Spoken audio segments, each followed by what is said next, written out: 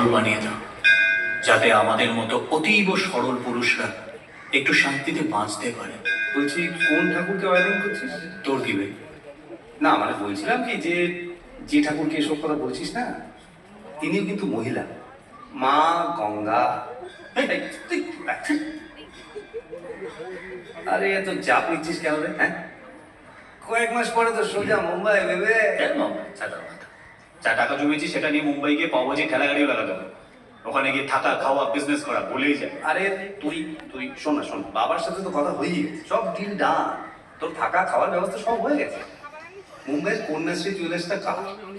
আমার বাবা। আর তার মালিককে মুম্বাইয়ে আমি, তোর বন্ধু ভাই রাজ। শোন দেখ, তোর থাকা খাওয়ার ব্যবস্থা তো ডান, তুই শুধু তোর বিজনেসটা প্ল্যান করে, তারপরে কয়েকদিন পরে না বিয়েটা হয়ে গেলে আমার, আমি তুই প্রিয়া সোজা মুম্বাই ভেবে। এই তোর বাবাকে আমায় দত্তক নিতে পারবে? আরে ঠিক আছে, এটা হয়ে যাবে। জন্টু দেখা হচ্ছে, ফোন করেছে। হ্যালো, কে কাঁপছে? ঠাম্মা একটু জল খাও, ওঠো। এই বিলটা এখন নকশা নেওয়া উচিত। তা মন্দ বলেনি। কত বছর হলো মাধবী? তাতে তোর বাপের কি? জল খাও। ঠাম্মা এখন জানো তো